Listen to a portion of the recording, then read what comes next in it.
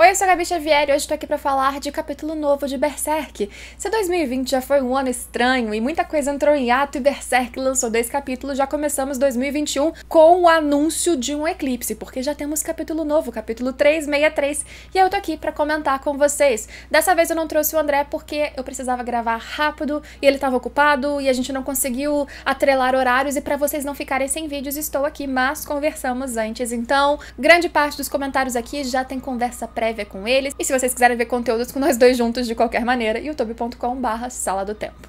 Rapidinho pro merchan, pra quem sabe eu tenho estampas exclusivas de anime, nesse caso aqui é de Demon Slayer que eu estou usando, mas tem estampa lindíssima, maravilhosa de Berserk e outras também, e agora começou uma promoção, primeira do início do ano, em que você compra 2 camisetas e ganha a terceira que você escolher. Então só na nossa lojinha tem várias estampas, coloca as 3 no carrinho, usa o cupom uma camiseta e a terceira você não paga, então depois clica na descrição e aproveita a promoção. Capítulo 363 veio com uma quantidade maior de páginas do que anteriormente o Miura estava acostumado a lançar, né, naqueles hiatos eternos, e a gente teve até umas páginas no meio que são mais do que a gente chama de enrolaçãozinha do Miura, que sempre costuma acontecer, mas ali e aqui ainda assim tiveram informações bem importantes, principalmente no início e no final desse capítulo. Primeiro que, poxa, eu fiquei chateadíssima, nem tanto, porque foi uma teoria que eu tirei do nada e não estava apegada nela. A mulher que era a ex-mulher do Skull Knight, que aparece naquela visão do flashback do seu eclipse, ela não tinha nada a ver com a Slam. Isso foi uma teoria, pra quem não sabe, que eu realmente fiz durante a conversa aqui com o André no vídeo, e eu sabia que era uma teoria maluca. Bem, esta mulher morreu e ela tem uma semelhança física dita nesse capítulo muito grande com a Dana, com a rainha dos elfos, mas não há nenhum link direto revelado ainda. Na visão do eclipse não ficava literal se aquela mulher tinha morrido como um sacrifício, pelo visto sim, ela morreu e está enterrada inclusive ali, naquele local da Ilha dos Elfos. Ela é chamada no capítulo 363 de Senhora Sacerdotisa das Flores de Cerejeira.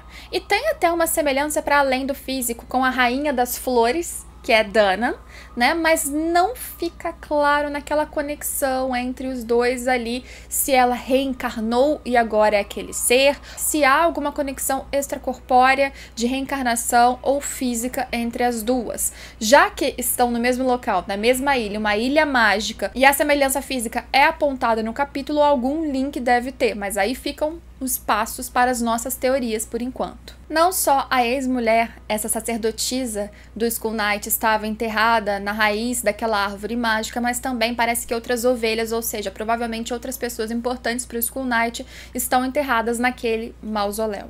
Mas detalhe, indícios de que realmente a Rainha das Flores não é literalmente a mulher do Skull Knight, ou não há nenhum vínculo amoroso com eles, é que a forma que ela se refere ao Skull Knight nesse momento é ainda como Senhor Cavaleiro. Não há uma proximidade pessoal ali realmente naquele diálogo. Fora isso, ela pergunta: você veio então visitar a sacerdotisa das Flores de Cerejeira?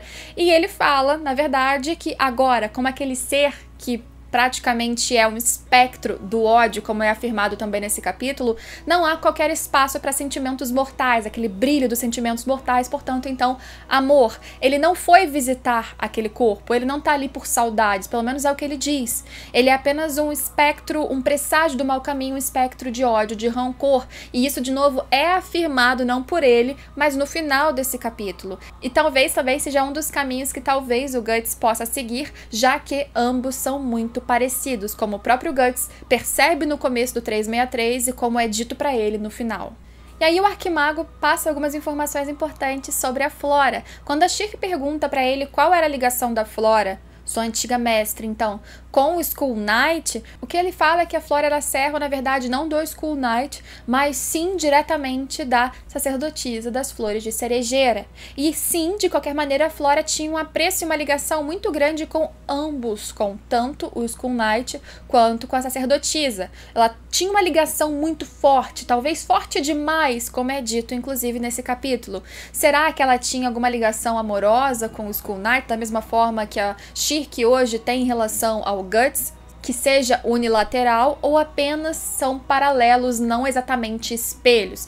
De qualquer forma, o que se diz é que a Flora foi banida, então estão indo contra ele até que surge algo mais importante pra gente comentar nesse vídeo, tá? Me desculpem, não vou falar em detalhes, isso você pode ler no mangá com mais bastante chique. Como que você dominou esse bicho? Não é que ela dominou, que ela está, talvez seja um link, um vínculo, uma conexão para a utilização ou para o convencimento de colocar certas criaturas mágicas nessa tal batalha final que não sabemos se vai acontecer, é apenas teoria, expectativa do fã, porque para derrotar Griffith ou para enfrentar a mão de Deus em algum momento, imaginamos que precise de uma batalha e não só sentar e conversar. Bem, a aparição da Isma traz um pouquinho esse tipo de pensamento. Me fala aí o que você acha disso. E no meio de tudo isso, a Chique se questiona novamente em relação à Flora, porque ela soube então que a Flora foi tirada da ilha por quebrar um tabu, mas o que a faria quebrar um tabu a ponto dela sair daquilo que para Flora é como um paraíso? Ela se sente agora confortável, aceita exatamente como ela não é estranha,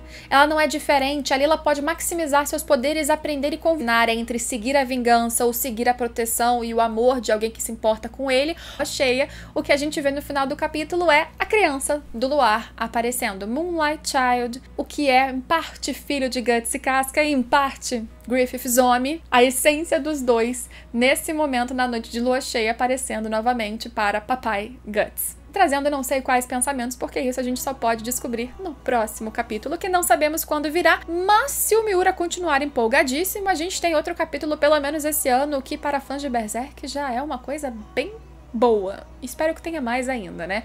Eu não sei se eu torço por mais capítulos, porque ele só fez isso nesse ritmo acelerado em estilo Miura quando o ano tava caótico. Então eu espero que ele não acompanhe o caos do mundo pra se inspirar. Miura, tomara que a vacina venha, fique tudo bem e você lance capítulo mesmo assim. A gente se vê, espero eu, pelo menos, em todos os próximos vídeos aqui no canal, na Sala do Tempo também. E em breve, espero, com mais Berserk. Tchau, tchau!